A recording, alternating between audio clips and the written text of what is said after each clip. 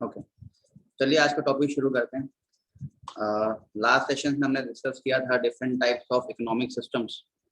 ठीक है, तो कैपिटलिस्ट सिस्टम्स, सोशलिस्ट सिस्टम्स और मिक्स्ड इकोनॉमिक सिस्टम डिस्कस किया था। आज डिस्कशन को आगे बढ़ाते हुए नेक्स्ट पार्ट पे चलते हैं।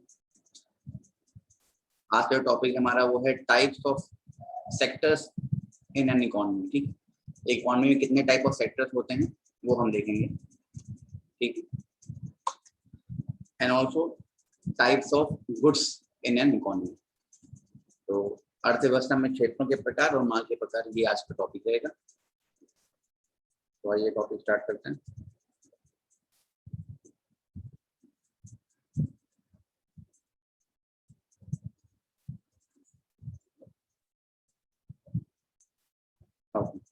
देखिए, mixed economy system India follow करता है।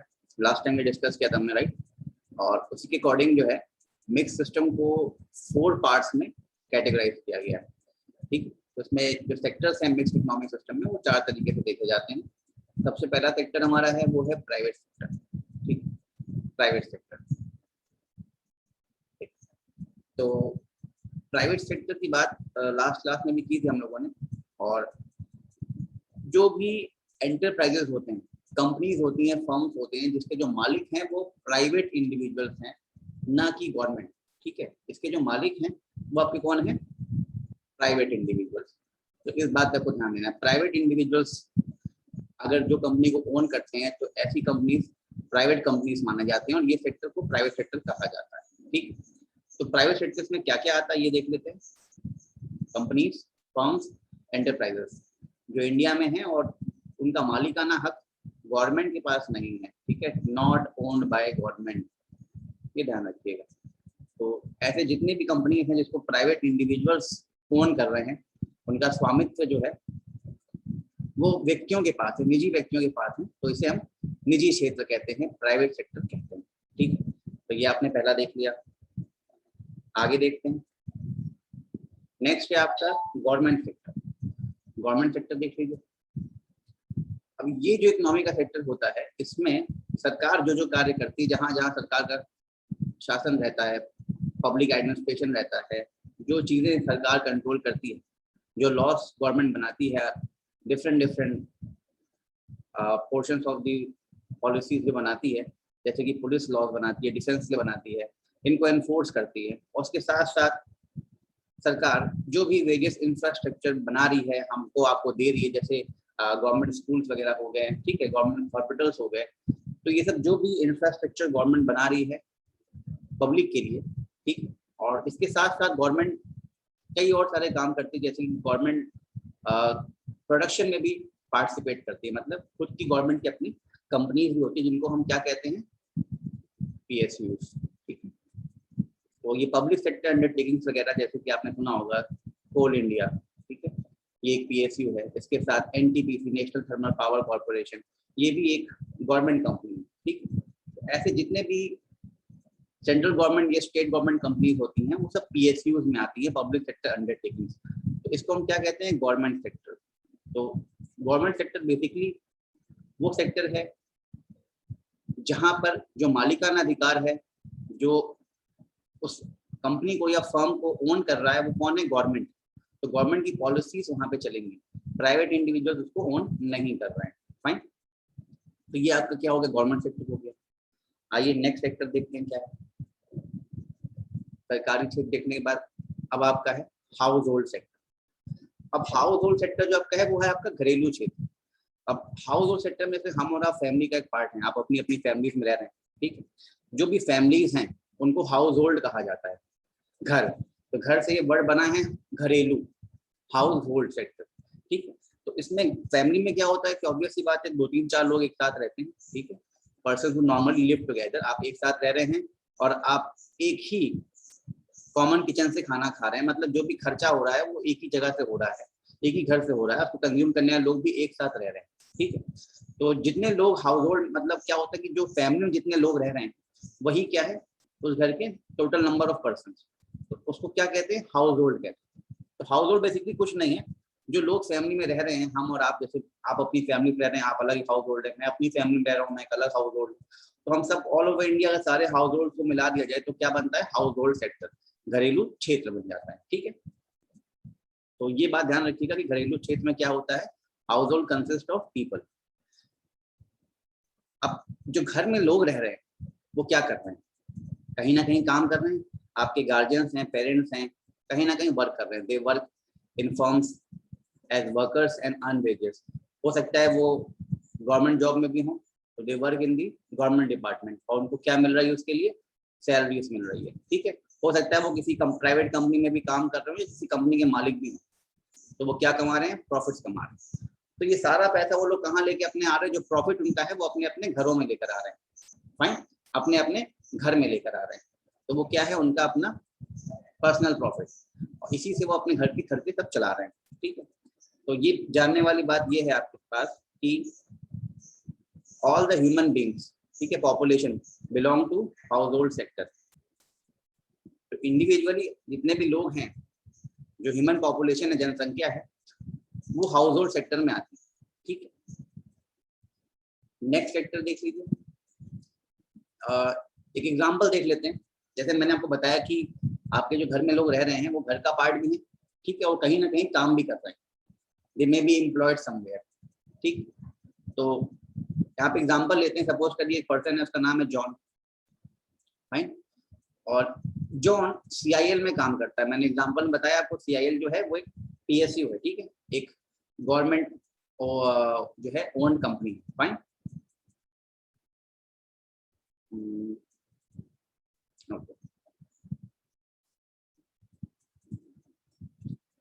ठीक, तो जो जॉन है वो एक कंपनी में काम कर रहे हैं, वो कंपनी कैसी है, वो कंपनी आपकी गवर्नमेंट कंपनी है।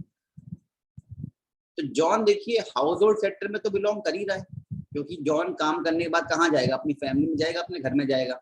ठीक है, फाइन।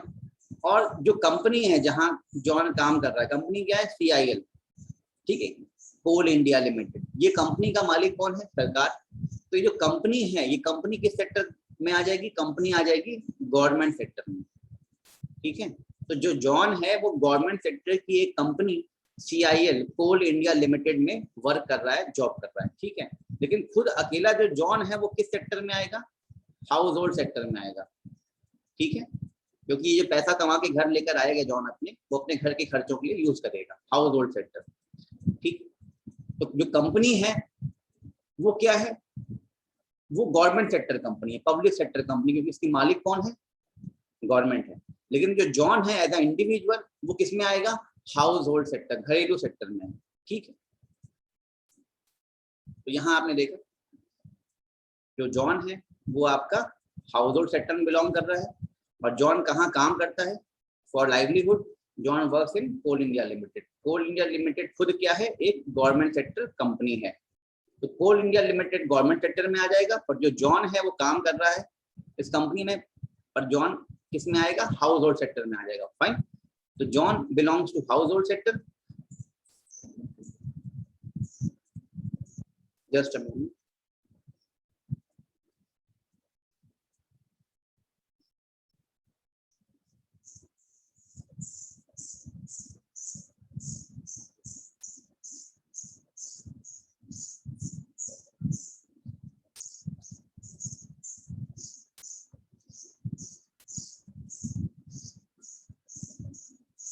ओके,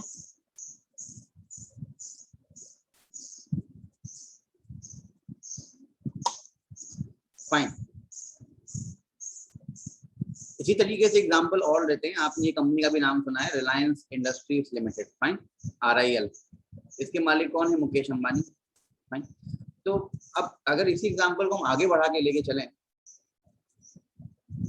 अभी आपने जॉन का एग्जांपल देखा जो कि गवर्नमेंट सेक्टर कंपनी में काम करता है, फाइन।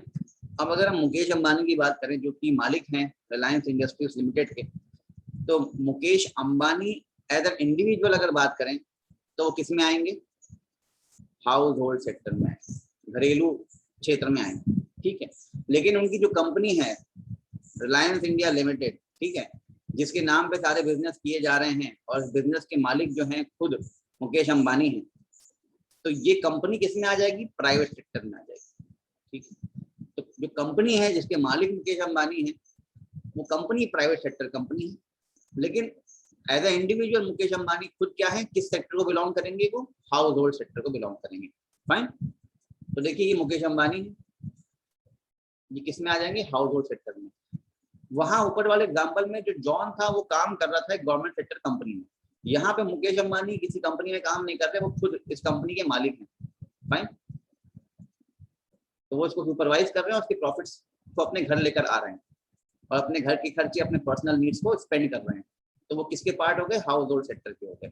और जिस कंपनी के मालिक है वो कंपनी क्या है, रिलायंस इंडिया लिमिटेड। इस कंपनी को गवर्नमेंट कंट्रोल नहीं कर रही है, ठीक है, इसके मालिकाना हक गवर्नमेंट के पास नहीं है, ओनरशिप गवर्नमेंट के पास नहीं है, एक प्राइवेट आदमी मुकेश अंबानी के पास है, इसीलिए ये सेक्टर कौन सा हो जाएगा, प्राइवेट सेक्टर हो जाएगा। तो RIL रेल जो है ये एक प्राइवेट सेक्टर कंपनी है, लेकिन खुद जो इंडिविजुअल मुकेश अंबानी है ये हाउस होल्ड सेक्टर में है। ठीक है, ये आप लोग को क्लियर हो गया? Yes sir. तो देखिए नेक्स्ट और लास्ट सेक्टर जो है, ये 4 ही सेक्टर होते हैं किसी भी इकोनॉमिक सिस्टम में जो कि मिक्स्ड इकोनॉमी को फॉलो कर रहा है। तो लास्ट सेक्टर है एक्सटर्नल सेक्टर, बाहरी क्षेत्र।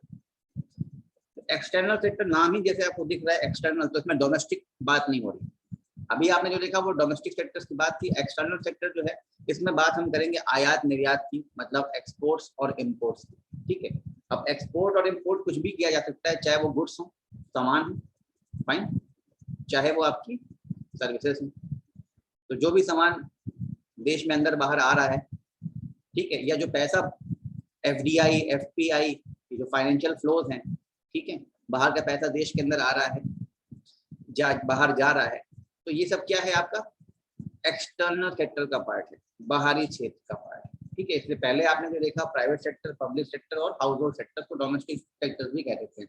ठीक, एक्सटर्नल सेक्टर्स में हम बात करते हैं एक्सपोर्ट इंपोर्ट की और FDI FPI वगैरह। ठीक है, तो आइए थोड़ा पहले प्राइवेट सेक्टर को जो भी हमने देखा पहले थोड़ा डिटेल में समझ लेते हैं एक बार।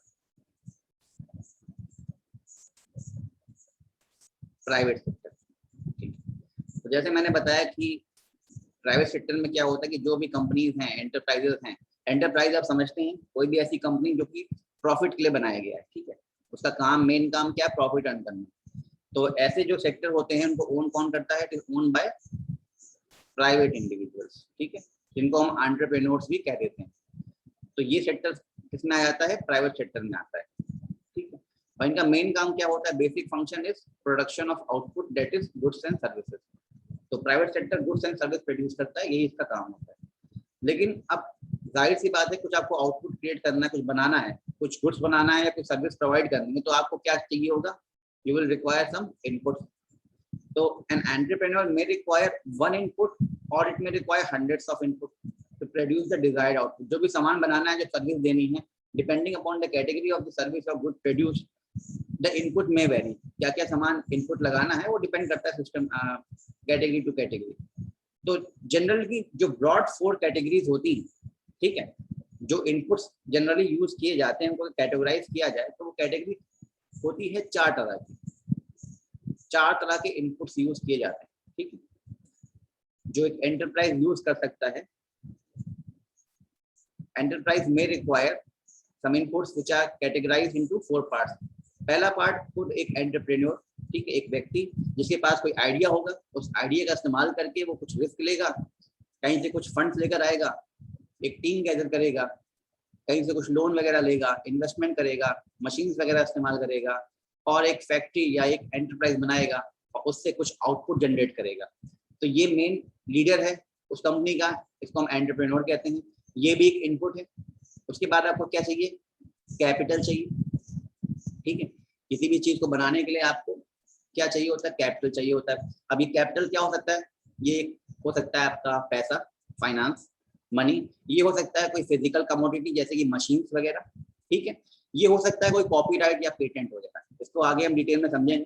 एज ऑफ नाउ इसको आप इन्वेस्टमेंट के तौर पे ले सकते हैं। ठीक है, तो कोई भी चीज बनाने के लिए आपको पैसा चाहिए, मशीन्स चाहिए, तो ये आपका क्या है, कैपिटल है। उसके साथ साथ आपको क्या चाहिए, नेचुरल रिसोर्सेज चाहिए। ठीक है। रॉ मटेरियल्स चाहिए, लैंड चाहिए, जमीन जहाँ पे आप वो फैक्ट्री या वो कंपनी खोलेंगे, नेचुरल रिसोर्सेज, कच्चा माल, रॉ मटेरियल्स चाहिए सामान बनाने के लिए, ठीक है। और उसके बाद सबसे इंपॉर्टेंट चीज आपको क्या चाहिए, ह्यूमन लेबर चाहिए, ठीक है। वर्क फोर्स चाहिए, आपको लोगों को एम्प्लॉय करना पड़ेगा, उनको वेजेस देनी पड़ेंगी। तो देखिए ये एक एंटरप्राइज है, एक कंपनी है। और ये आपको जो लेफ्ट हैंड साइड पे दिख रहे हैं ये क्या है, ये आपके सारे इनपुट्स हैं, ठीक है। तो इस एंटरप्राइज को, कंपनी को चलाने के लिए आपको क्या चाहिए, पहले एक एंटरप्रेन्योर जो आइडिया लेकर आएगा कि हाँ एक ये क्या है, खुद अपने आप में एक इंडिविजुअल या ग्रुप ऑफ इंडिविजुअल जिनके पास एक आइडिया होगा और उसका यूज करके वही कंपनी खोलेंगे, बनाएंगे, ठीक। उसके बाद आपको क्या चाहिए, capital, some sort of investment, पैसा वगैरह, मशीनरीज वगैरह। और क्या चाहिए आपको, नेचुरल रिसोर्सेज चाहिए, ठीक है, जिसमें आपका लैंड आ जाता है, रॉ मटेरियल्स आ जाते हैं। और आपको क्या चाहिए, लेबर चाहिए, फाइन। इन सब का इस्तेमाल करके क्या बनाया जाएगा, गुड्स एंड सर्विसेज, ठीक। तो देखिए आपको एंटरप्रेन्योर है, उसने रिस्क लिया है, लोन वगैरह ले रखा है, लोगों को हायर कर रखा है, सामान बना रहा है, क्यों कर रहा है, मेन काम क्या है, प्रॉफिट कमाना, ठीक है। एंटरप्रेन्योर का मेन एम क्या है, एंटरप्राइज को ओपन करना और उसके थ्रू प्रॉफिट को अर्न करना, फाइन। अभी जो पैसा वैसा लिया है लोन पे, या जो लोन पे मशीनें वगैरह उठाई गई, क्या चुकाना पड़ेगा, मंथली या ईयरली या जो भी EMI है उसका इंटरेस्ट चुकाना पड़ेगा, फाइन। उसके साथ साथ जो नेचुरल रिसोर्सेज ले रखे हैं उनका भी पैसा चुकाना पड़ेगा, स्पेशली जो लैंड जहाँ पे वो जमीन को लीज पे लिया है या परचेज किया है, तो उसके लिए जो भी रेंट चुकाना है वो रेंट चुकाएंगे, बिजली का बिल वगैरह भरेंगे, ठीक है।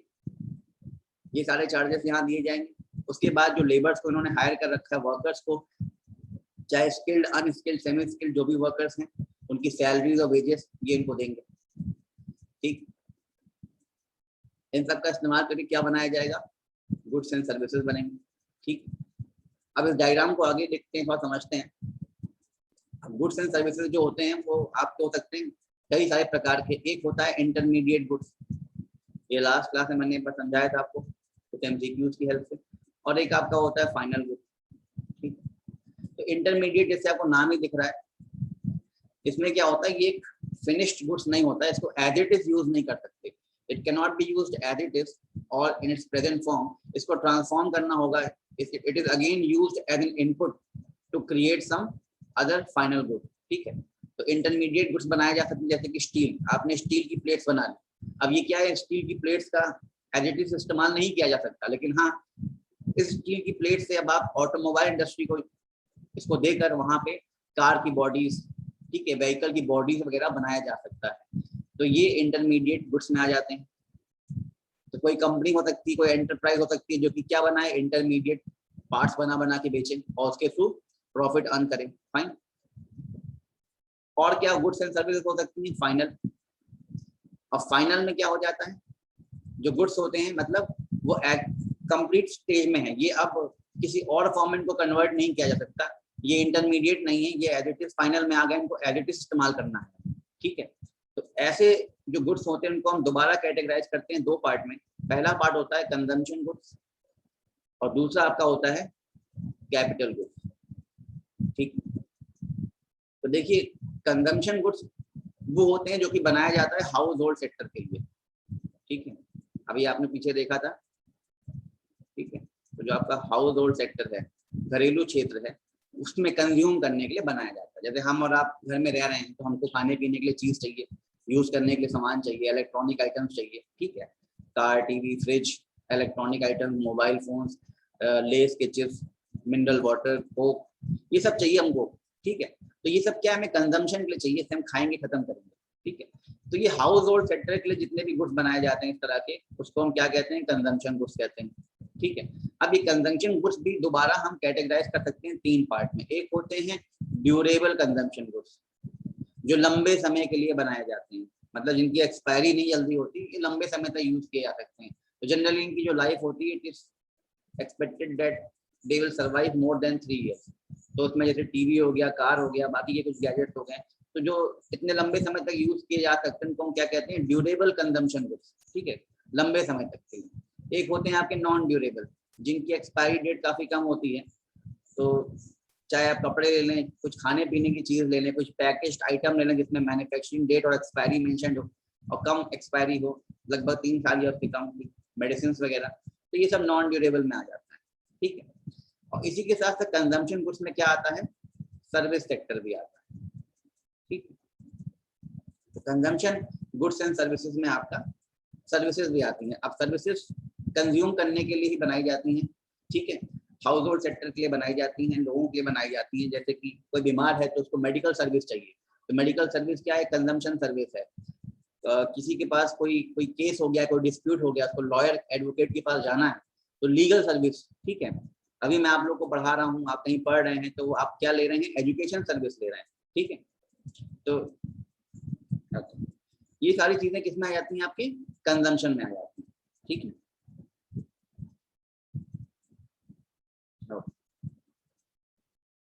अब देखते हैं जो नेक्स्ट है वो है आपका क्या है, कैपिटल गुड्स। ठीक, तो कैपिटल गुड्स के बारे में लास्ट क्लास में डिस्कस किया था हमने।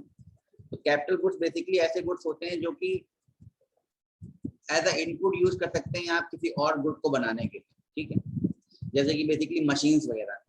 ठीक है, कोई फैक्ट्री है, लेट्स अज्यूम कोई चॉकलेट बनाने की फैक्ट्री है, बर्गर बनाने की फैक्ट्री है, तो वहां पे जो भी इंस्ट्रूमेंट्स का, मशीन्स का इस्तेमाल किया जा रहा है उस आइटम को बनाने के लिए, तो ऐसे मशीन वगैरह को हम क्या कहते हैं, कैपिटल गुड्स कह देते हैं। कुछ कैपिटल गुड्स ऐसे भी होते हैं जो कि पर्सनली यूज करने के लिए आदमी ना रखे। ठीक है, पर्सनल यूज मतलब क्या हो जाता है, हाउस होल्ड सेक्टर, घर के लिए यूज करने के लिए। जैसे यहाँ पे ट्रैक्टर का एग्जाम्पल है। ठीक है, अब ट्रैक्टर आप कहेंगे सर ये तो आदमी घर के लिए भी यूज कर सकता है। हाँ, बिल्कुल यूज कर सकता है, अगर आप कोई सामान को पर्सनल यूज के लिए यूज कर रहे हैं। ठीक है, इसको समझ लीजिए यहाँ पे, अगर आप किसी सामान को यूज कर रहे हैं पर्सनल यूज के लिए, ठीक है, इंडिविजुअल यूज के लिए कर रहे हैं, तो फिर वो आपका किस में आ जाता है, वो आपका आ जाता है कंजम्पशन गुड्स में। ठीक है, कंजम्पशन गुड्स में, इसको आप खुद के लिए कंज्यूम कर रहे हैं। ठीक है, इसका खुद आप उपभोग कर रहे हैं। लेकिन अगर आप किसी चीज का इस्तेमाल करें एज एन इनपुट, इससे पैसे कमाने के लिए, ठीक है, इसको कहीं और यूज कर रहे हैं, अपने खुद पर्सनल यूज के लिए नहीं कर रहे हैं। लेट्स अज्यूम आपने ट्रैक्टर लिया और लोगों को रेंट देना शुरू किया कि हाँ एग्रीकल्चर में इसका इस्तेमाल करिए, और उससे आप मुनाफा कमा रहे हैं, पैसा कमा रहे हैं, तो ये आपके लिए एक तरह की इन्वेस्टमेंट है। ये एक ऐसी मशीन है जो आप पर्सनल यूज के लिए नहीं यूज कर रहे हैं, आप इससे पैसे कमा रहे हैं, दूसरों का काम करवा रहे हैं। ठीक है, लेट्स एज्यूम आप एक और एग्जाम्पल यहाँ ले सकते हैं वॉशिंग मशीन का। ठीक है, लगभग सबके घरों में होती है आजकल वॉशिंग मशीन। तो वॉशिंग मशीन जनरली क्या है, अगर आपने वॉशिंग मशीन कोई ले ली, ठीक है, तो काफी समय तक तो चली जाती है, ड्यूरेबल है। ठीक है, जैसे आपकी टीवी है, कार है, वैसे वॉशिंग मशीन भी है, तो ये आपकी कंजम्पशन गुड में आ गई। लेकिन ये तब आएगी जब आप अपने घर के लिए इस्तेमाल कर रहे हैं, पर्सनल यूज के लिए कर रहे हैं। ठीक है, अगर पर्सनल यूज के लिए कर रहे हैं तो ये कंजम्पशन गुड है, क्योंकि ये हाउस होल्ड सेक्टर में आ गया। लेकिन लेट्स एज्यूम आपने एक खोलनी है कंपनी, कौन सी कंपनी, लॉन्ड्री सर्विसेज देने के लिए। ठीक है, और वहां पे आप, वहां के लिए आपने वॉशिंग मशीन ले रखी है, तो आप खुद के कपड़े तो नहीं धो रहे हैं, लेकिन हाँ इसको आप इस्तेमाल कर रहे हैं एज अ मशीन, और इसकी हेल्प से आप लोगों के कपड़े धुल रहे हैं, सर्विस प्रोवाइड कर रहे हैं और प्रॉफिट कमा रहे हैं। ठीक है, तो इस केस में वॉशिंग मशीन क्या होगी, एक कैपिटल हो गई। ठीक है, एक ऐसी मशीन हो गई, एक ऐसा इन्वेस्टमेंट हो गया जिसकी हेल्प से आप पैसा कमा रहे हैं, खुद उसे कंज्यूम नहीं कर रहे हैं।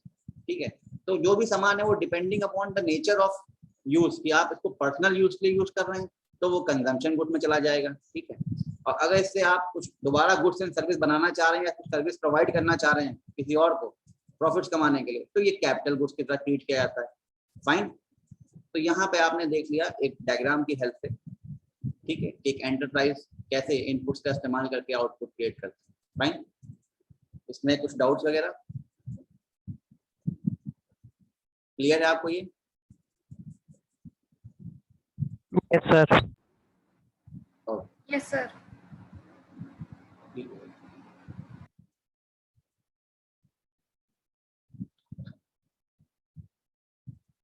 तो वही जो मैंने आपको समझाया वही मैंने यहाँ मेंशन कर रखा है, तो एक बार फिर से देख लीजिए।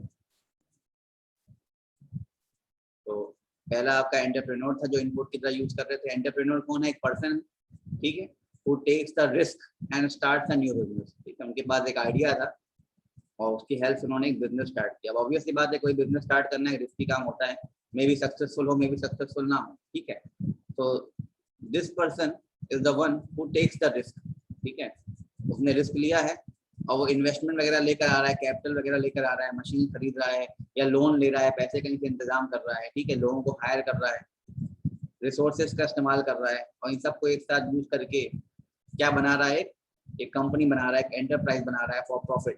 और रिटर्न में वो क्या चाहता है, प्रॉफिट चाहता है। ठीक है, सो एंटरप्रेन्योर कौन है, एनी ह्यूमन बीइंग। ठीक है, और एंटरप्रेन्योर किस में आएगा, खुद हाउस होल्ड सेक्टर में आएगा। एंटरप्रेन्योर खुद हाउस होल्ड सेक्टर में एक आदमी, एक इंसान है। ठीक है, एक ह्यूमन बीइंग है जो कि हाउस होल्ड सेक्टर में आएगा, उसका मेन एम है प्रॉफिट कमाना।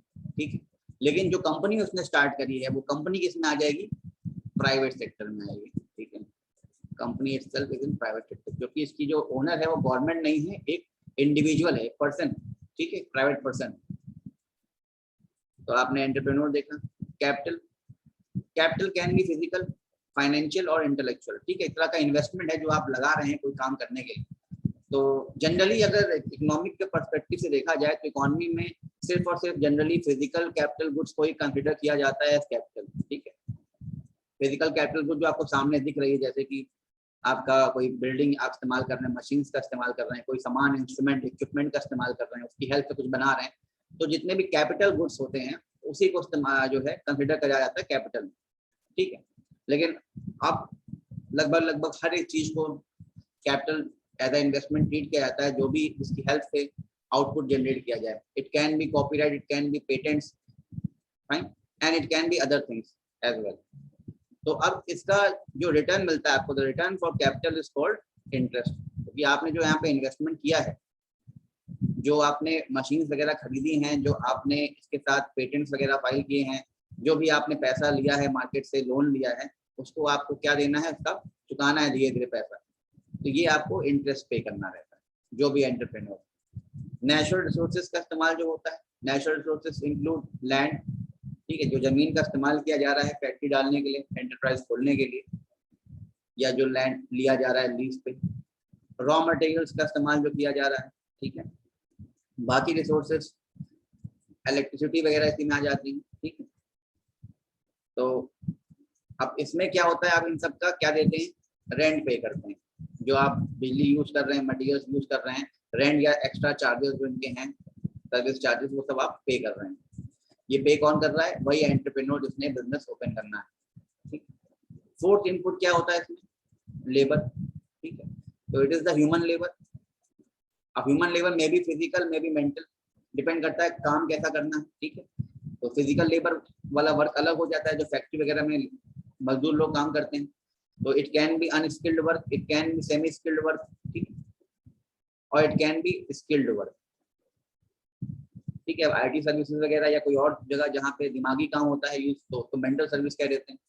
ठीक है, so when a human being provides his labour to the enterprise, अब इन रिटर्न इस लेबर को या इस सैलरीड पर्सन को क्या चाहिए, पैसा चाहिए, वेजेस चाहिए। ठीक है, तो the labour who is providing the labour services is a human being, and this labour या this workforce will belong to the household sector. ठीक है, ये जो ह्यूमन रिसोर्स है ये खुद किस में आएगा, हाउस होल्ड सेक्टर में। काम कर रहे हैं पैसा कमाने के लिए, ताकि अपने घर की खर्चे चला सकें। ठीक है, तो जो लेबर फोर्स है या जो भी वर्कर्स हैं, एम्प्लॉइज हैं जो काम कर रहे हैं, वो लेबर सेक्टर में आ जाते हैं और वो खुद किस में आते हैं, हाउस होल्ड सेक्टर में आते हैं। ठीक है, ये आपका हो गया 4 पार्ट्स, इनपुट्स।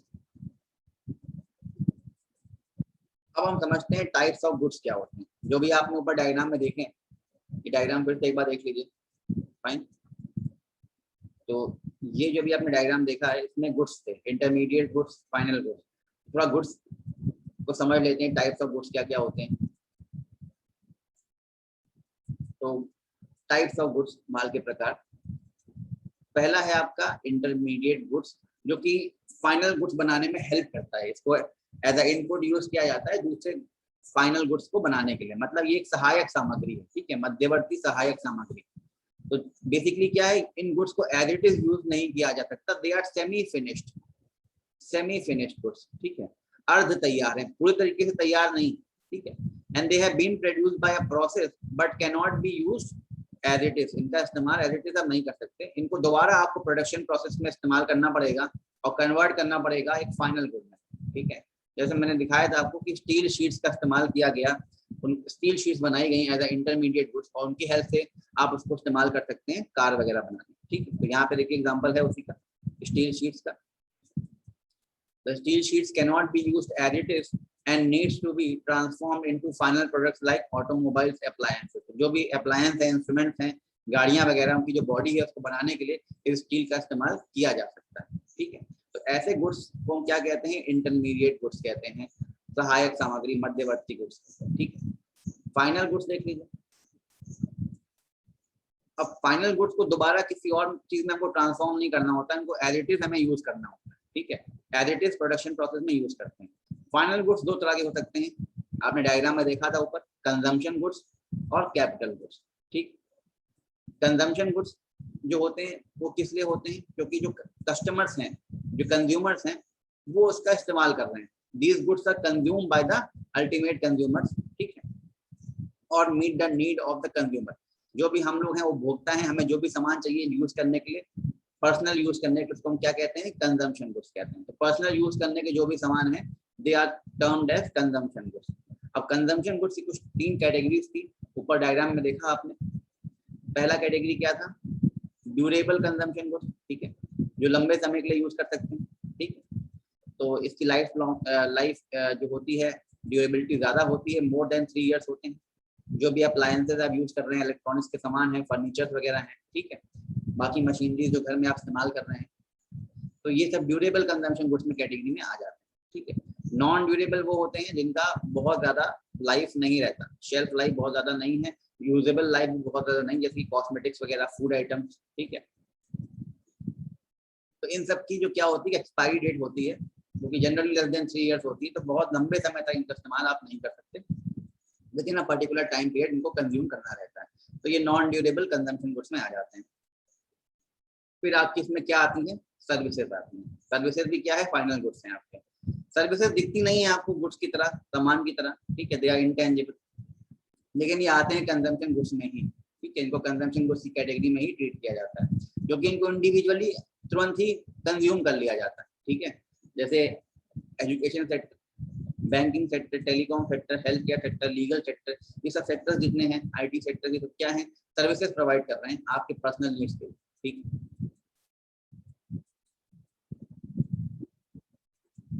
कंजम्पशन गुड्स के बाद आपका आता है कैपिटल गुड्स, ठीक है। ये मैंने कहा था ऐसा सामान जो पर्सनल यूज के लिए आप नहीं बना रहे हैं जनरली, इसका काम क्या है कि इसकी हेल्प से दूसरे गुड्स बनाए जाए, ठीक है। इसको एज अ इनपुट इस्तेमाल किया जाता है, कैन बी अ मशीन, ठीक है, और इसकी हेल्प से आप गुड्स बना रहे हैं या सर्विसेज प्रोवाइड कर रहे हैं और उससे प्रॉफिट कमा रहे हैं, ठीक है। इसका मेन ये यूज नहीं है कि आप पर्सनल यूज के लिए इसको बना रहे हैं, यूज कर रहे हैं, यहाँ पर्सनल यूज नहीं है, यहाँ पे आप इसका इस्तेमाल कर रहे हैं प्रॉफिट कमाने के लिए, ठीक है। तो कैपिटल नेचर में कोई गुड तभी होगा जब उसके पास ये 3 कैरेक्टरिस्टिक्स होती हैं। किसी भी कैपिटल गुड्स की 3 कैरेक्टरिस्टिक्स होती हैं। पहली बात कि कैपिटल गुड एक ऐसा सामान होगा जो कि, पहली बात ये है कि मैन मेड प्रोसेस से बना है, ठीक है। एक फाइनल गुड है, उसको कंपनी में बनाया गया है, ठीक है। एक full fledge final finished good है, it's an output of a man made process, ठीक है।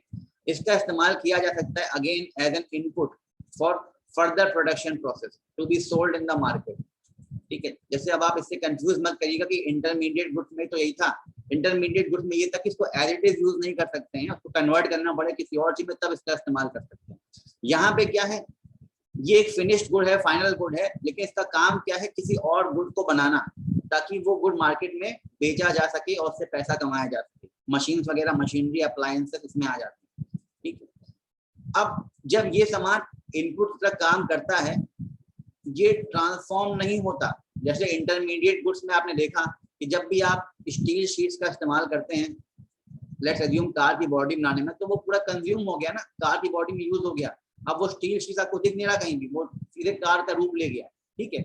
लेकिन जो ये सामान होते हैं, जो मशीन होती है, लेट्स अज्यूम मशीन से आपने बर्गर बनाया, लेट्स अज्यूम, क्या उसकी हेल्प से जो बर्गर बना, अब वो मशीन बर्गर में तब्दील हो गया? नहीं, वो मशीन अभी भी है, मशीन खुद कंज्यूम नहीं हुआ, मशीन अभी भी है, उसकी हेल्प से आपने एक सामान बना दिया, उसको बेचा, ठीक है।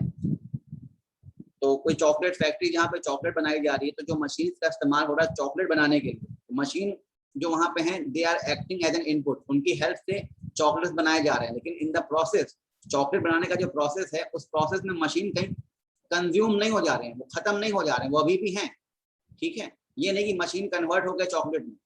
इंटरमीडिएट गुड में क्या था, इंटरमीडिएट गुड्स कन्वर्ट हो जा रहे थे फाइनल गुड्स में, ठीक है, लेकिन जो कैपिटल गुड्स हैं वो इटसेल्फ अपने आप में फाइनल गुड्स हैं, ये किसी और गुड में कन्वर्ट नहीं होंगे, लेकिन हाँ ये दूसरे गुड्स को बनाने में यूज होते हैं, ठीक है। तो ये 3 बातें ध्यान रखिएगा आप लोग कैपिटल गुड्स के बारे में। तो जो डायग्राम था उसमें देखिए एग्जांपल ट्रैक्टर का था, तो वही एग्जांपल आप अभी भी ले सकते हैं, ठीक है।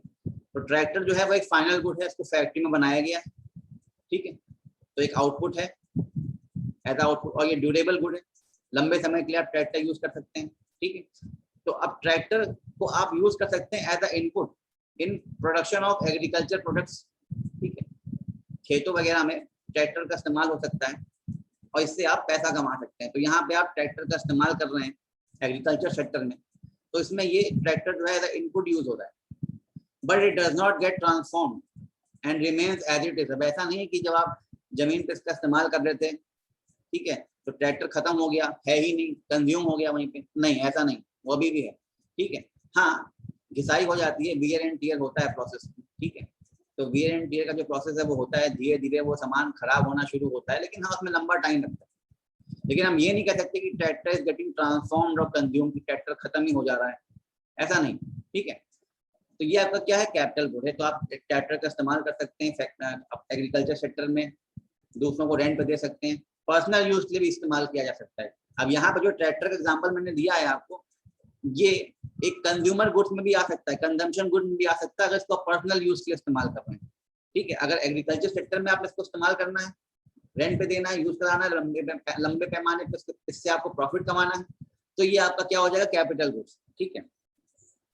लेकिन अगर आप खुद के लिए किसानी कर रहे हैं, अपने लिए कंज्यूम करना चाहते हैं, या फिर ये राइस वीट वगैरह जो भी प्रोडक्ट्स वगैरह हैं, इससे आप एक्स्ट्रा पैसा नहीं कमा रहे, खुद के लिए यूज कर रहे हैं इसको, ठीक है, तो उस केस में ट्रैक्टर क्या हो जाएगा, एक कंजम्पशन गुड हो जाएगा, क्योंकि इसको आप हाउस होल्ड सेक्टर में अपने पर्सनल यूज के लिए इस्तेमाल कर रहे हैं, इससे कोई सर्विस नहीं प्रोवाइड कर रहे हैं, ना ही इसकी हेल्प से कुछ आप प्रोडक्ट बना रहे हैं और उससे पैसा कमा रहे हैं, ठीक है। तो ये आपके क्या हो गए, कैपिटल गुड्स हो गए, ठीक है। सर ट्रैक्टर तो नॉन कंजम्पशन में आएगा ना सर? हाँ बेटा, सर ट्रैक्टर तो नॉन कंजम्पशन गुड में आएगा ना? ट्रैक्टर नॉन कंजम्पशन गुड्स में है, ट्रैक्टर कंजम्पशन गुड्स में भी है, ट्रैक्टर आपका कैपिटल गुड्स में भी है। कंजम्पशन गुड एक ऐसा गुड है जो कि आप पर्सनल यूज के लिए इस्तेमाल कर रहे हो। कल को आपका मन किया कि सर मैं खेती करूंगा, आप गांव चले गए, आपके पास बहुत बड़े बड़े लैंड हैं, आप पर्सनल अपने लिए सिर्फ खेती करना चाहते हैं, क्योंकि आपको बाहर का लेट्स अज्यूम अनाज पसंद नहीं है, तो आप एक कंपनी में गए, आपने वहां से ट्रैक्टर उठा लिया और अपने पर्सनल यूज के लिए आप यूज करो। जैसे आपकी पर्सनल कार है, आपकी पर्सनल बाइक है, आपकी पर्सनल साइकिल है, जैसे उसका इस्तेमाल कर रहे हैं पर्सनल यूज, वैसे ही अगर आप इस्तेमाल कर रहे हैं ट्रैक्टर का, तो ट्रैक्टर क्या हो जाएगा, आपका कंजम्पशन गुड्स में आ जाएगा, उसको आप अपने पर्सनल यूज के लिए कंज्यूम कर रहे हैं, ठीक है। अब जैसे वॉशिंग मशीन वगैरह भी है, ये सब भी क्या है, कंजम्पशन गुड्स में, आप पर्सनल यूज में यूज कर रहे हैं। लेकिन जब इसी ट्रैक्टर का इस्तेमाल आप करना शुरू कर दें, इसमें पैसा कमाने के लिए या किसी और को सर्विस प्रोवाइड करने के लिए, तो यही चीज क्या बन जाती है, एक कैपिटल गुड का यूज रहता है, क्योंकि इसी की हेल्प से आप इसको आप यूज कर रहे हो एज अ इन्वेस्टमेंट।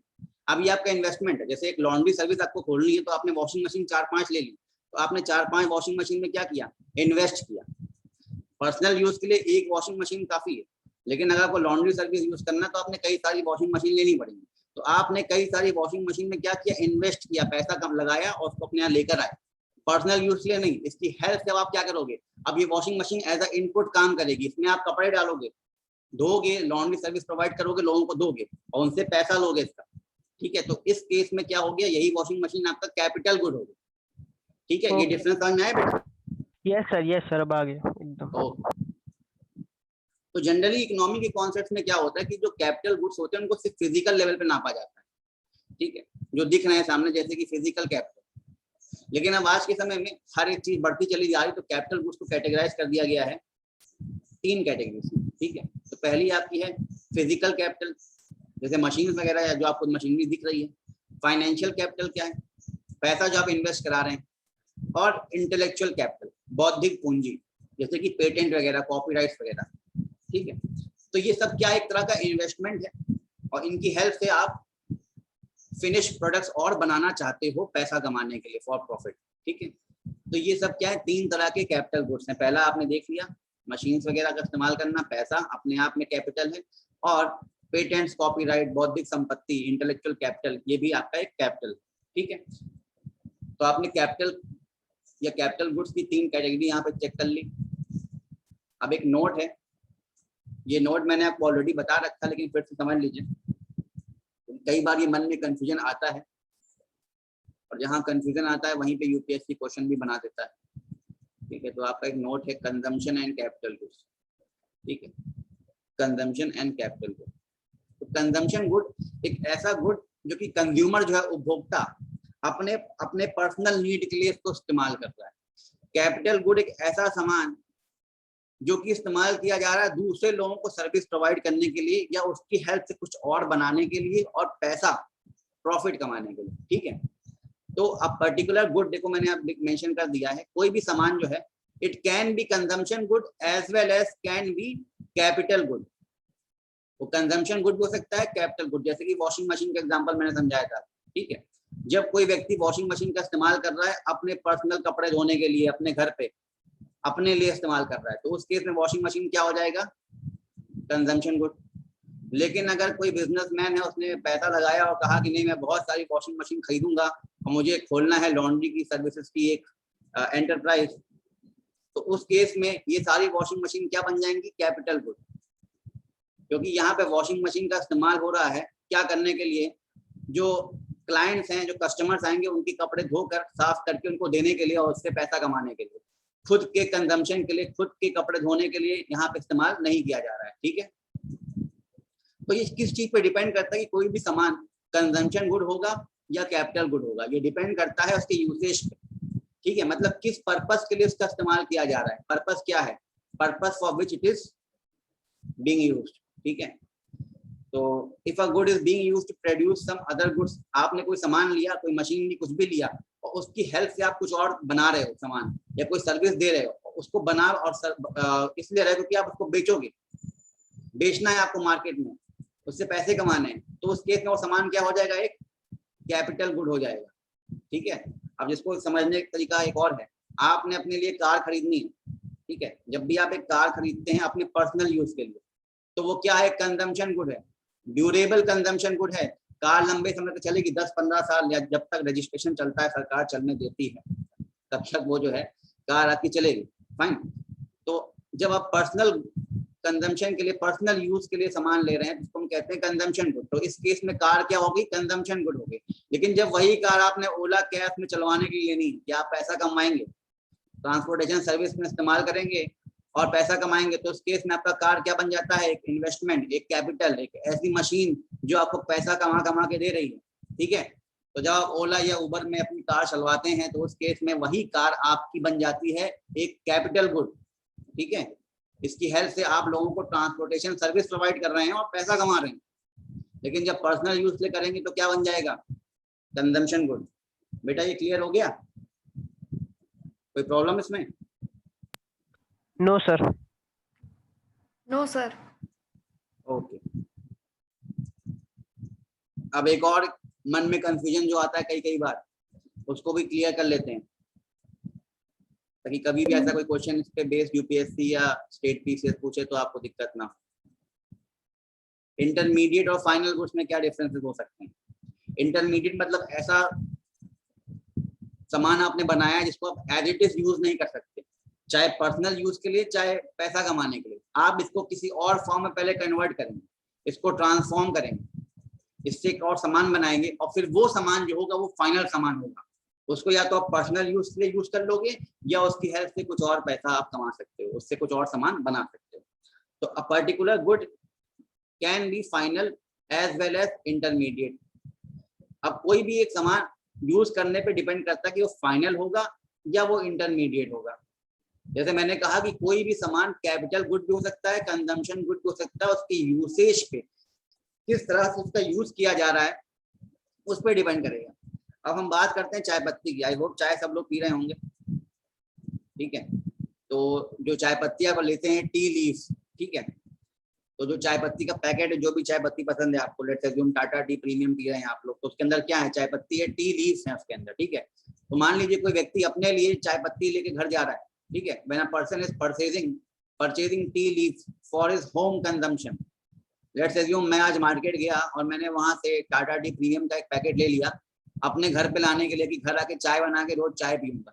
तो उस केस में जो टी लीव्स हैं ये क्या है, फाइनल गुड है, क्योंकि इसका मैं सीधे कंजम्पशन करूंगा, घर आके सीधे इससे चाय बनाऊंगा पी लूंगा, ठीक है। ये फाइनल गुड हो गया इस केस में मेरे लिए। लेकिन अगर यही पे इसको इस्तेमाल करने में बैठ जाए, मान लीजिए मुझे चाय बेचना है, I want to be a tea seller, तो उस केस में मैं जो ये चाय पत्ती खरीद रहा हूँ, इसकी चाय खुद नहीं पीने वाला मैं पूरी बना, ठीक है। मैं इससे क्या करूंगा, इससे चाय बनाऊंगा। देखिए ये है चाय पत्ती, टी लीव्स, और टी लीव से क्या बनाया जा रहा है, यहाँ पे टी बनाया जा रहा है। तो टी क्या बन गया, एक फाइनल प्रोडक्ट, ठीक है। यहाँ पे मेरे लिए टी लीव्स क्या था, टी लीव्स था मेरे लिए यहाँ पे फाइनल प्रोडक्ट, क्योंकि अब मैं इसको सीधे घर पे लाके पी लूंगा। Fine, just a moment.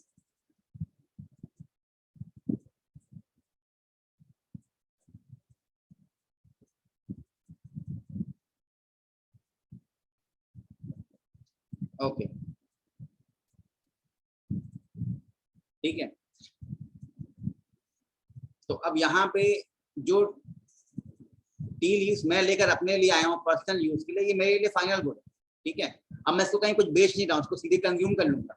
लेकिन जो चाय बेचने वाला है, जिसको चाय बेचनी है, उसके लिए T leave final consumer products नहीं है, वो उसको खुद कंज्यूम नहीं करेगा, वो उससे क्या बनाएगा, चाय बनाएगा और फिर इसको लोगों को बेचेगा, ठीक है, and sell in the market. So in this case क्या हो जाएगा, जो चाय पत्ती है इस केस में एक इंटरमीडिएट गुड हो गया, क्योंकि उस चाय पत्ती को बेच के पैसा नहीं कमा सकता चाय बेचने वाला, वो क्या करेगा, उससे एक फाइनल चाय बनाएगा, टी बनाएगा, और टी क्या हो जाएगा, फाइनल गुड हो जाएगा, ठीक है।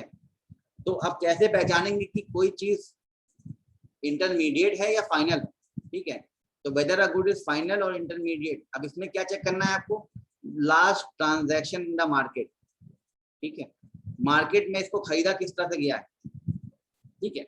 जैसे अगर हम लेते हैं एग्जांपल टी सेलर का, तो यहाँ जो चाय बेचने वाला है, जो टी सेलर है, इसके लिए लास्ट ट्रांजैक्शन क्या है मार्केट में,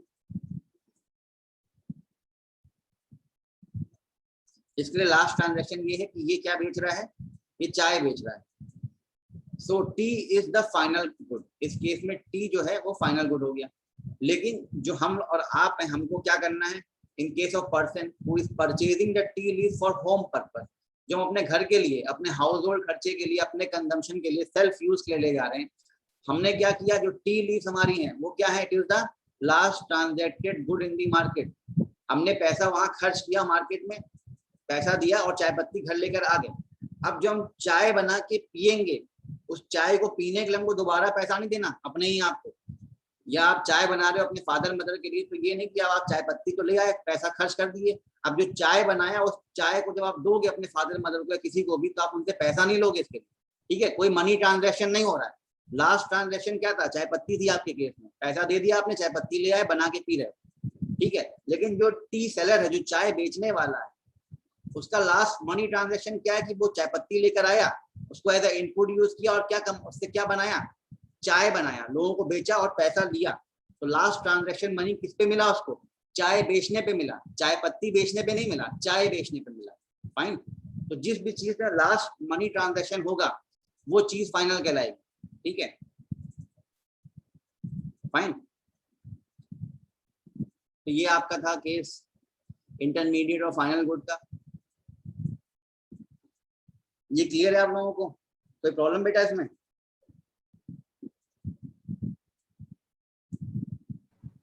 आगे बढ़े? Yes sir. तो देखिए कुछ एमसीक्यूज हैं आपके सामने, इसको देखिए।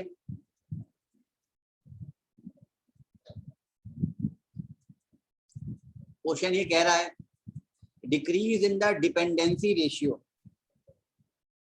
ठीक है, decrease in the dependency ratio. अब डिपेंडेंसी रेशियो क्या होता है, यहाँ पे क्वेश्चन में तो मेंशन कर रखा है, मैं अलग से बता दूंगा आपको। क्वेश्चन ने मेंशन कर रखा है रेशियो ऑफ डिपेंडेंट पॉपुलेशन, ठीक है, जो लोग बाकी लोगों पे डिपेंड है। जैसे अभी आप लोग पढ़ रहे हैं, स्टूडेंट्स हैं, आप लोग अपनी पर्सनल नीड्स के लिए, सामानों के लिए डिपेंड है किस पे, अपने गार्जियंस पे, अपने पेरेंट्स पे, ठीक है। तो ratio of dependent population to working age population, ठीक है। तो अब यहाँ पे क्वेश्चन कह रहा है कि अगर ऐसे डिपेंडेंसी रेशियो में कमी आ जाए, मतलब डिपेंडेंसी रेशियो, डिपेंडेंट कितने लोग हैं, ठीक है, दूसरे लोगों पे, अगर ये कम हो रहा है, इसका मतलब अब ये डिपेंडेंसी रेशियो कम हो रहा है, मतलब अब कम लोग डिपेंडेंट हैं दूसरे लोगों पे, मतलब अब ये जो लोग डिपेंडेंट नहीं रहे, ये क्या है, ये इंडिपेंडेंट हो गए, पैसा कमा रहे हैं, ठीक है। तो अगर किसी कंट्री में डिपेंडेंसी रेशियो कम हो जाए, मतलब मैक्सिमम लोग अब क्या है, पैसा कमा रहे हैं, वो डिपेंडेंट नहीं है दूसरे लोगों पे, ठीक है। तो the decrease in dependency ratio of a country may lead to which of the following situations, fine. अगर किसी देश में डिपेंडेंट पॉपुलेशन कम हो रही है, मैक्सिमम लोग जो है खुद पैसा कमाना शुरू कर रहे हैं, तो डिपेंडेंसी रेशियो कम हो रहा है, तो किसी कंट्री में अगर ऐसा हो जाए तो इससे क्या सिचुएशंस जनरेट हो सकती हैं, ये बताया जा रहा है, पूछा जा रहा है यहाँ पे। तो आपके सामने यहाँ पे कुछ स्टेटमेंट्स हैं। पहला है इंक्रीज इन सेविंग्स रेट, ठीक है ना। सेविंग्स रेट मतलब क्या है भाई, जितना पैसा आप कमाएंगे उस पैसे को बचा पाएंगे, तो बचाने का जो पैसा है, जो बचाने का रेट है, कितना पैसा आप बचा रहे हैं अपने लिए, वो आपका क्या हो गया, सेविंग्स रेट हो गया इस केस में। तो सेविंग्स रेट में क्या होगी, बढ़ोतरी हो जाएगी। पहले जब पैसा कमाएंगे तो सेव क्या करेंगे, अब कमा रहे हैं तो सेव भी करेंगे, ठीक है। सेविंग्स रेट को आगे और डिटेल में डिस्कस करेंगे। एज ऑफ नाउ यहाँ समझने के लिए आप इसको समझ सकते हैं कि हाँ, जब आप एम्प्लॉयड हो गए, आपके हाथ में पैसा आ रहा है, सैलरी आ रही है, तो आप पैसा सेव भी करेंगे।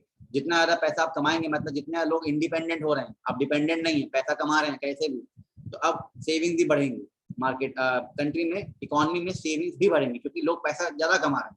एक घर में 2 कमाने वाले हैं तो सेविंग्स कम होंगी, उसी घर में 5 कमाने वाले हो जाएं तो सेविंग्स ज़्यादा हो जाएंगे, ठीक है। तो पहला स्टेटमेंट ये कि सेविंग्स रेट बढ़ेगा।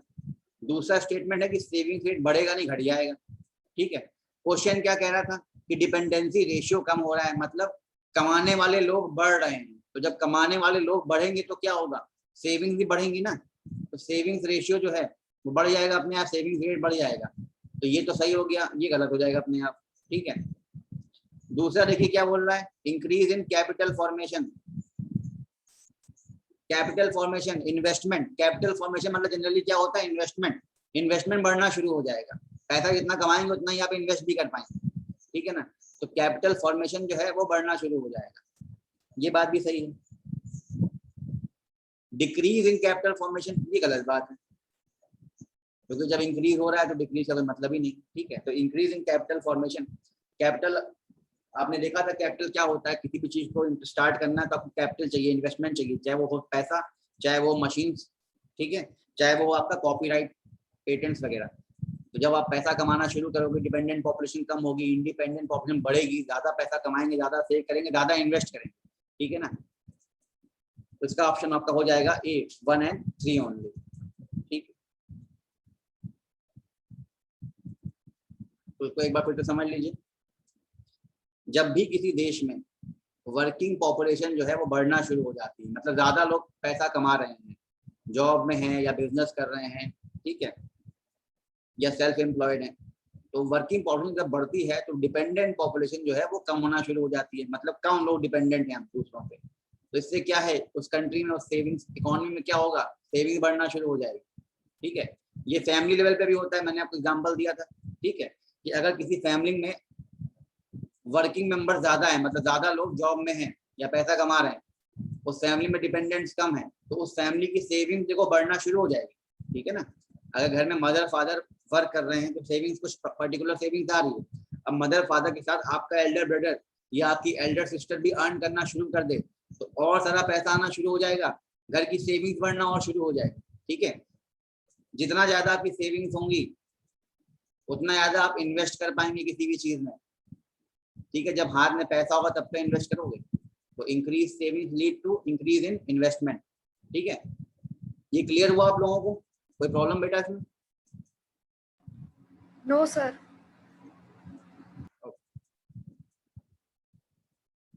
नेक्स्ट क्वेश्चन देख लीजिए। Which of the following statement could be true for a high savings economy? High savings economy की बात होगी। जैसे ऊपर आपने देखा क्वेश्चन जो था, मैंने बताया था कि जब ज्यादा पैसा कमाएंगे तो ज्यादा सेव भी कर पाएंगे। ठीक है, ज्यादा इन्वेस्ट भी कर पाएंगे। अब नीचे कुछ स्टेटमेंट्स हैं, अब बोला जा रहा है कि इनमें से कौन सी स्टेटमेंट सही होंगी एक ऐसे देश के लिए जहाँ पे सेविंग ज्यादा है। ठीक है, हाई सेविंग्स है, वहां पे उस कंट्री में ज्यादा लोग पैसा कमा रहे हैं और ज्यादा सेव भी कर पा रहे हैं।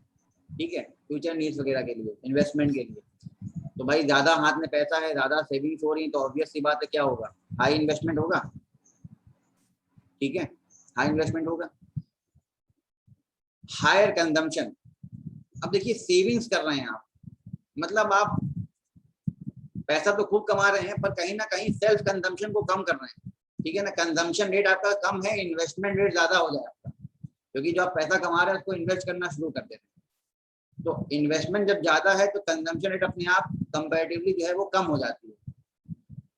तो कंजम्पशन जो है यहाँ पे गलत हो गया, क्योंकि इन्वेस्टमेंट बढ़ना शुरू हो जाता है। ठीक है, जितनी ज्यादा आप सेविंग्स करेंगे उतना ज्यादा आप इन्वेस्टमेंट करना शुरू कर देंगे, हायर इन्वेस्टमेंट, कंजम्पशन अपने आप कम हो जाएगा। हायर एक्सपोर्ट्स, अब ये बात भी सही है।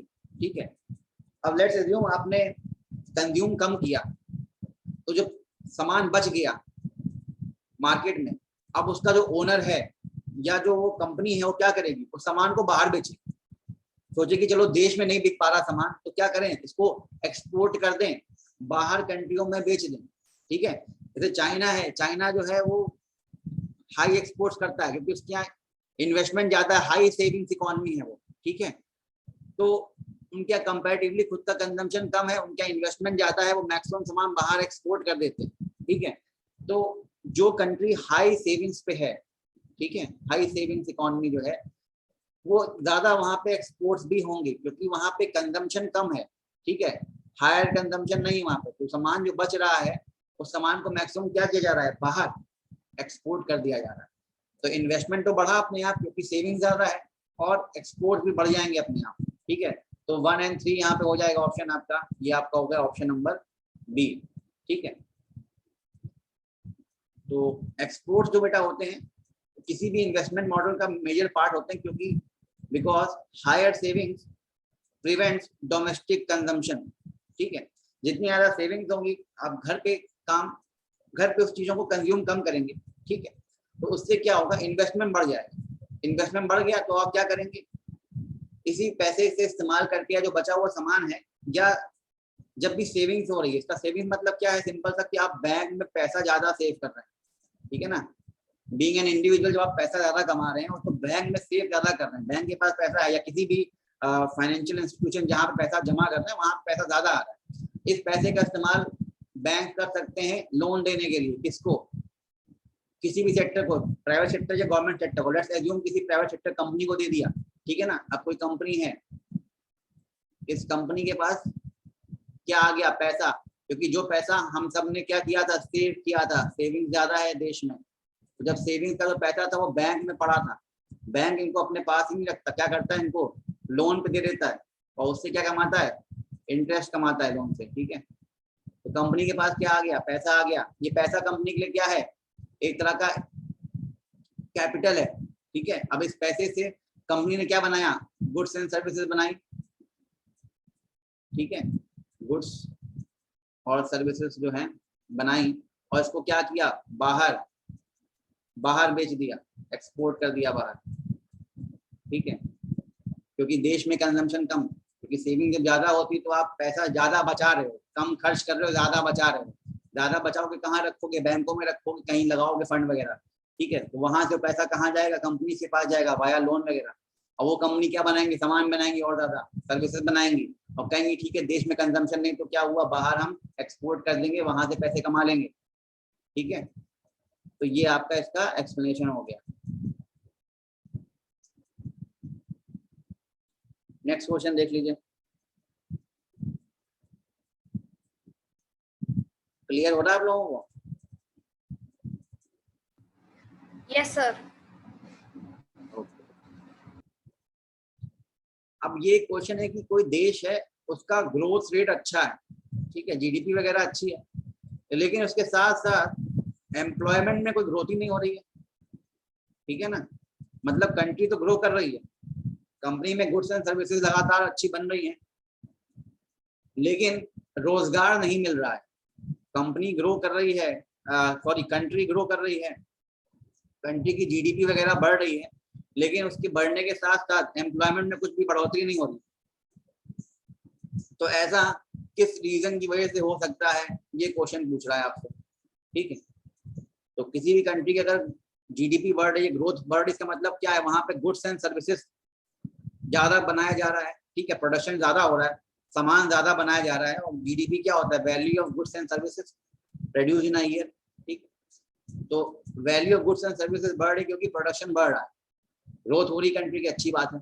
लेकिन अगर ऐसे केस में ये सब होने के बाद भी एम्प्लॉयमेंट ना बढ़े, क्योंकि मैंने बताया आपको कि जब भी किसी चीज की डिमांड बढ़ती है, ठीक है ना, तो वो चीज और बनाई जाती है, उसकी डिमांड है, नीड है, तो उसको बनाने के लिए क्या होगा, उस केस में क्या होगा कि जब आप उस चीज को बना रहे हैं, जब डिमांड बढ़ना शुरू हो जाएगी, इन दैट केस क्या होगा,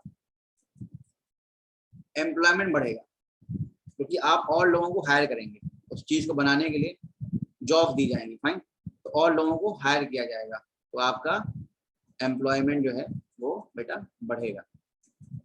फाइन, तो डिमांड बढ़ती है, अच्छी बात है, उससे एम्प्लॉयमेंट नहीं बढ़ती है इनिशियल लेवल पे, लेकिन यहाँ पे ग्रोथ हो रही है, डिमांड है, चीजों की, सामान बन रहा है, वैल्यू लग रही है, जीडीपी बढ़ रहा है, लेकिन फिर भी एम्प्लॉयमेंट नहीं हो पा रही है।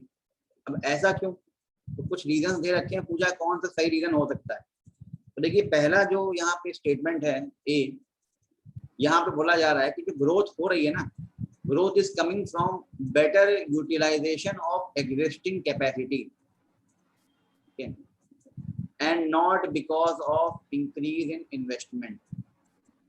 अब यहाँ पे कि जो देश की जीडीपी बढ़ रही है या जो गुड्स एंड सर्विस को बढ़ाया जा रहा है, वो इसलिए हो पा रहा है क्योंकि जुडिशियस यूज किया जा रहा है, अच्छे से इस्तेमाल हो रहा है, जो भी एग्जिस्टिंग हमारे पास कैपिटल गुड्स हैं या एग्जिस्टिंग मैन पावर है, उसी एग्जिस्टिंग मैन पावर का, एग्जिस्टिंग लेबर फोर्स का, एग्जिस्टिंग इक्विपमेंट्स का अच्छे से इस्तेमाल किया जा रहा है। ठीक है ना, बेटर यूटिलाइजेशन हो रहा है, जुडिशियस यूज हो रहा है उनका।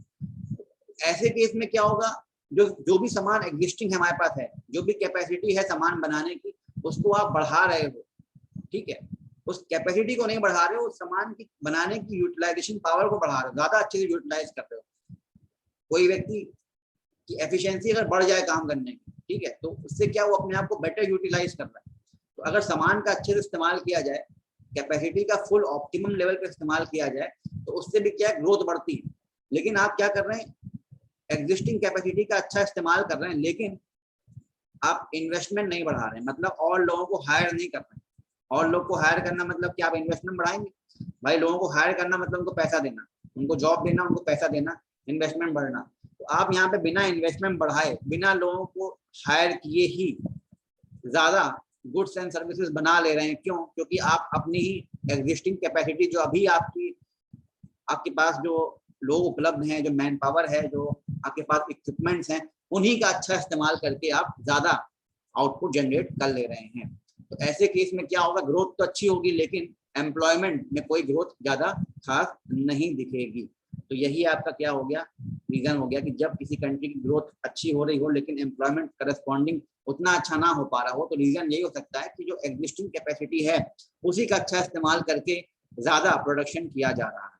ठीक है, तो यहाँ पे आपका आंसर ए हो गया। ठीक, जो भी इकोनॉमिक ग्रोथ होती है, जीडीपी होती है, वो आपका आता है कि ज्यादा पैसा लगाइए, ठीक है, ज्यादा लोगों को हायर करिए, कंपनी को एक्सपेंड करिए, 4-5 ब्रांचेस और खोल दीजिए, और मशीनें लाके लगा दीजिए, तो क्या होगा, आप उसमें एडिशनल इन्वेस्टमेंट लगा रहे हैं, उससे क्या होगा, आप गुड्स एंड सर्विसेज ज्यादा प्रोड्यूस कर पाएंगे। एक तरीका तो ये हो गया।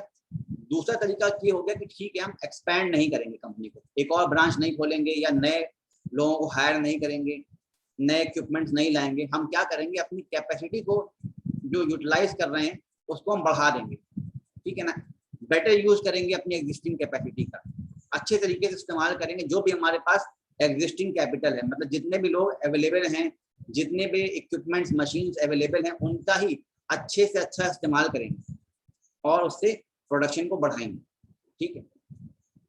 तो when economic growth comes from new investment, जब भी इन्वेस्टमेंट ज्यादा होगा, कंपनीज एक्सपैंड होंगी, ज्यादा लोगों को जॉब देंगी, उससे क्या होगा, ज्यादा जॉब्स क्रिएट होंगी। इकोनॉमिक ग्रोथ जब जनरली होती है तो कंपनीज एक्सपैंड करती हैं, ठीक है, अपनी 2-3-4 ब्रांचेस और खोलती हैं, अपनी रीच बढ़ाती हैं और लोगों को जॉब देती हैं, हायर करती हैं, तो उससे जो है आपकी जॉब बढ़ना शुरू होता है। तो इकोनॉमिक ग्रोथ भी बढ़ता है। ग्रोथ क्यों बढ़ेगा, क्योंकि जब आप एक्सपैंड करेंगे, ज्यादा गुड्स एंड सर्विसेज बनाएंगे, एक कंपनी की एक ब्रांच है तो पर्टिकुलर सर्विस दे पा रहा है या पर्टिकुलर अमाउंट ऑफ गुड्स बना पा रहा है, अब उसने 10 ब्रांचेस खोल ली तो 10 जगह से ज्यादा सामान बना रहा है, ज्यादा सर्विसेज दे रहा है, तो ज्यादा गुड्स एंड सर्विस प्रोड्यूस हो रही है, मतलब देश की जीडीपी बढ़ रही है, ठीक है, प्रोडक्शन कैपेसिटी बढ़ गई। तो इसमें क्या होगा, प्रोडक्शन कैपेसिटी बढ़ी है, जीडीपी भी बढ़ी है और जॉब्स भी बढ़ी है, क्योंकि कंपनी एक्सपैंड हुई है, 4-5 ब्रांचेस खोल लिया है। लेकिन जब कंपनी एक्सपैंड नहीं हुई, ठीक है, उसके पास जो लोग थे, जो इक्विपमेंट्स थे, उसी का बेटर यूज किया, अच्छे से इस्तेमाल किया और ग्रोथ कर ली, मतलब ज्यादा प्रोडक्शन बना लिया।